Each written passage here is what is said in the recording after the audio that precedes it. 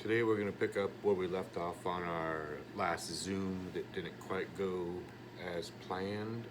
We're going to talk about offense and defense key. So we've got our key here. You can see that we have our key box. We're allowed to have 3 players in that key. One player's got to stay out, and that's our chaser there.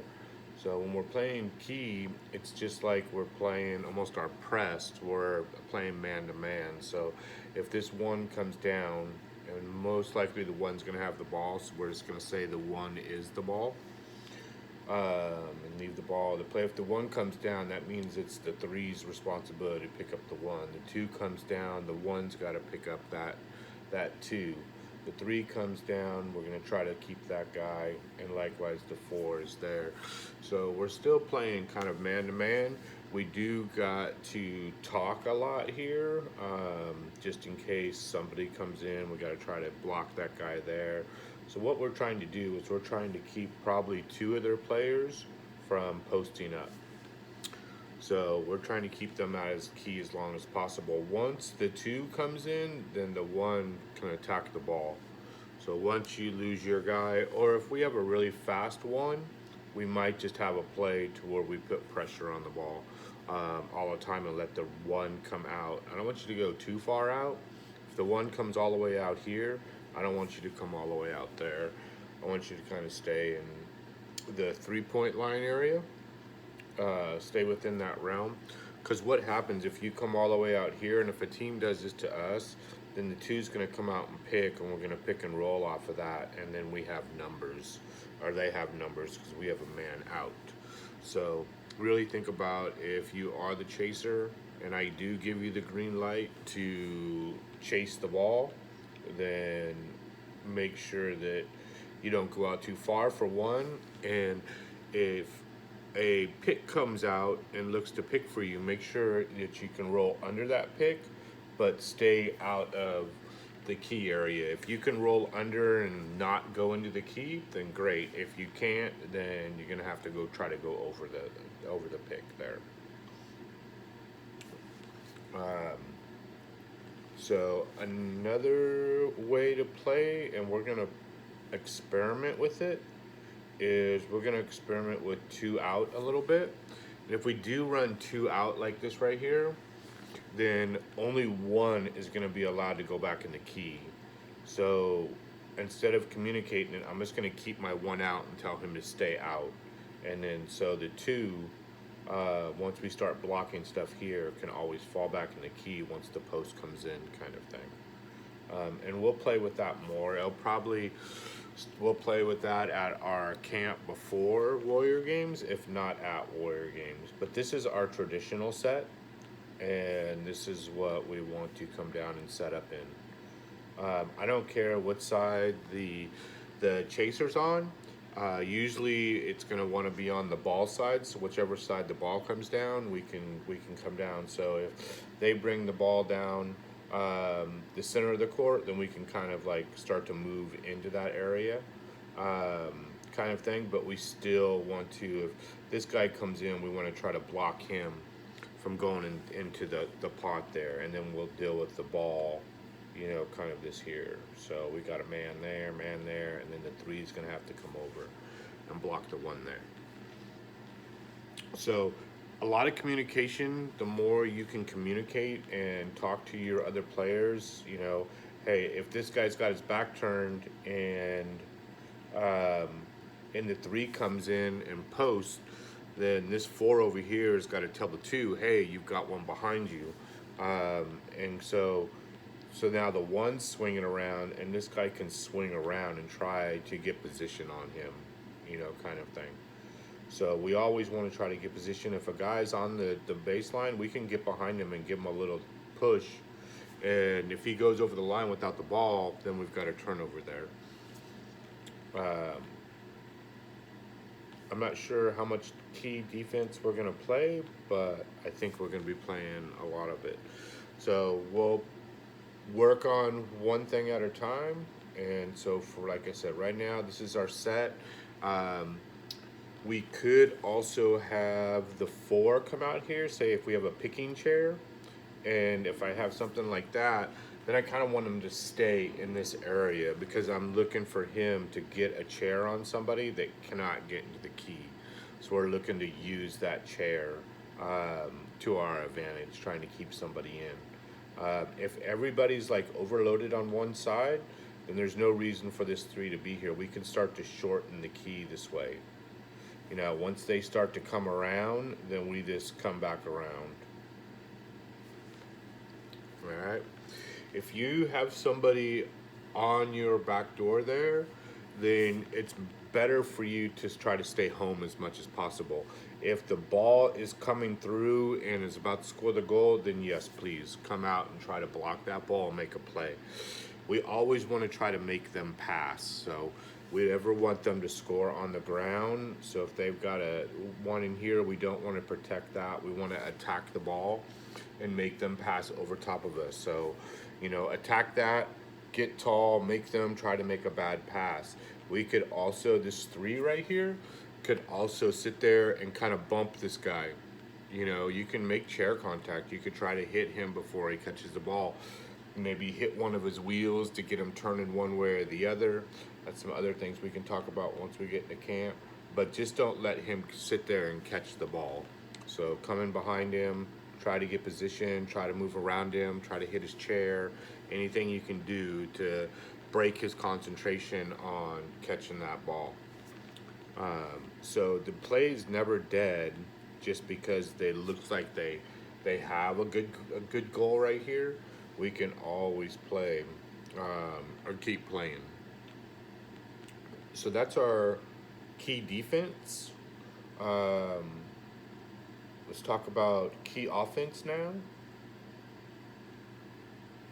So on our key offense, we always want to try to bring, the 1 is always going to have the ball. The 4 is so we got, this is our setup right here. 1 is always going to try to come down the chaser side.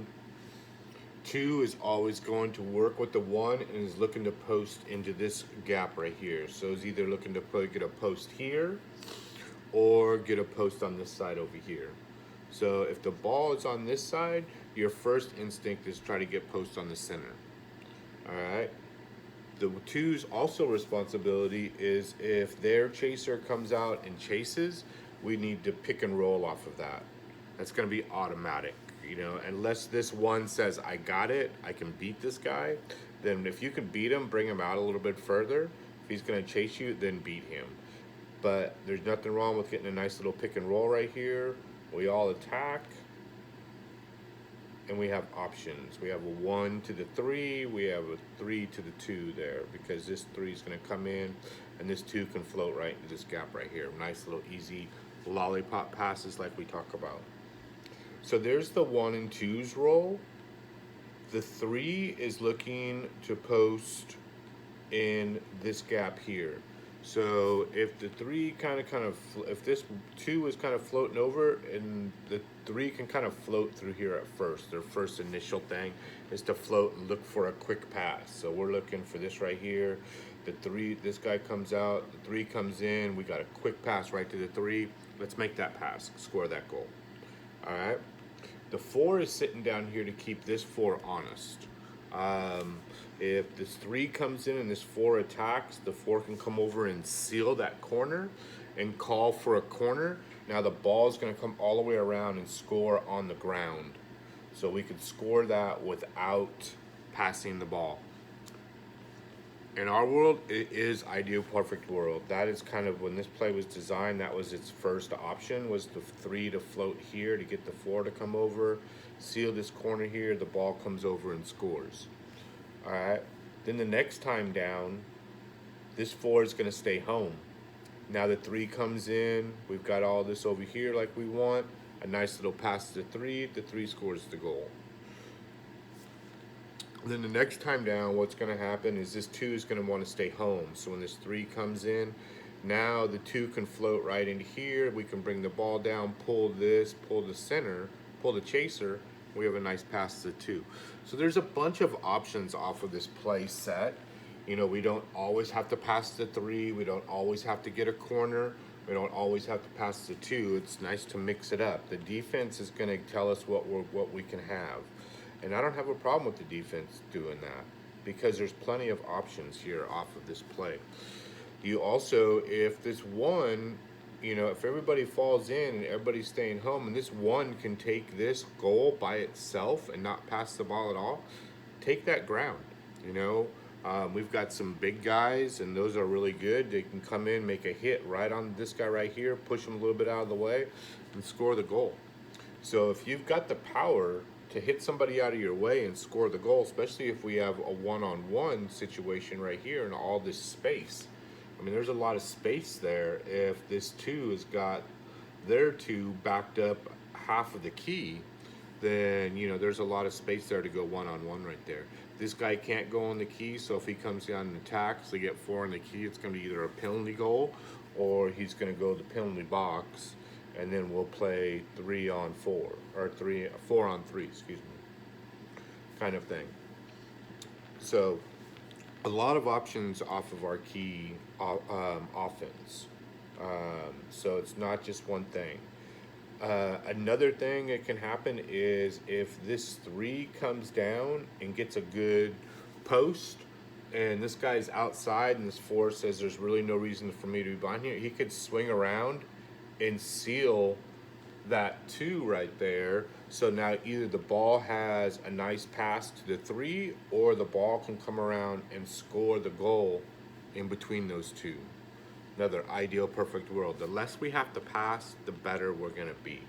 The more we make them pass, the more turnovers that we're going to cause. So it's kind of the opposite. We want to make them pass, and we want to score as much on the ground. But if you see the opportunity to make the pass, I don't have a problem with us making that pass right there. I talk about at practice that we want to keep our passes short. We want little lollipops. And these are the reasons why we do all of that stuff. It's for this right here. The longer our passes get, the less accurate with it we get with it. If we were throwing the ball every day and we were practicing every day, then that's one thing, but we don't have enough time to do that, so I want to keep things as basic as possible. Another thing, let's switch this up and talk about one more thing before we call it a day. So usually we're going to get something like this. We're going to have our 4 in a corner. We're going to have our 3 in a corner. We're going to have our 2 or our 1 in the center, depending on size and speed. So this is going to be like our normal setup right here.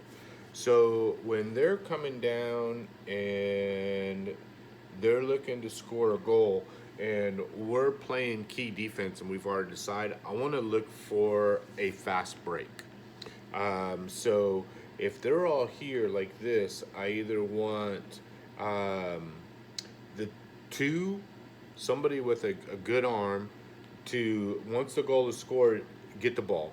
And then I'm looking for either my 1 to 3-man weave, so I need you to hit the sideline because I want this ball thrown to the middle of the court, and then we just pick it up and we go score the goal. It's a fast break, so if it's there, then we can take it. But if they recover fast enough and stop that, then let's get that to somebody else. So most likely this will be like maybe the 3 or the 4 breaking out, because if it doesn't happen, I want my 1 down low to get the ball. So it's going to probably be something like that there. So we'll just call this. So we get the ball really fast. 3 takes off. It's a good little takeoff there.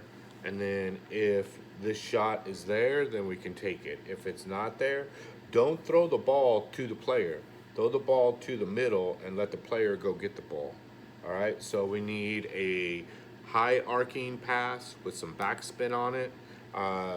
We don't want top spin. We don't want a line drive because that guy's never going to get the ball. All right, so put a nice lob pass just like we do on our sideline lead pass drill. This is just a lead pass right there. let this guy go underneath it and get it, and we're off the races. So that makes it a lot easier for us to recover back the key. This guy's gonna have to get back and get back into the key. So there's only one. If this guy gets stuck out here, then we'll throw the one into the key, and he's just gonna have to fight to get back. So if they get this is no big deal. You know, if they sit there for too long, we could even maybe even jump this right here. Um, but that's just stuff that we'll talk about later on.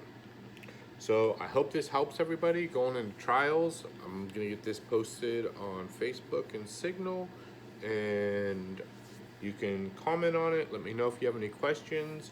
But there's where the roles come into. We've talked about half court, our pressing game, and we'll talk about that some more. But knowing which role you're playing and what you're supposed to do is really big. So if you're a one, you know you're handling the ball, you're the quarterback. You're the two, you're helping that quarterback out, Batman and Robin. 3 and 4, you guys kind of work together too. I think I'm good for the day. That should give you guys enough to think about. And looking forward to trials and going to win another gold medal. All right, everybody have a good day. Talk soon.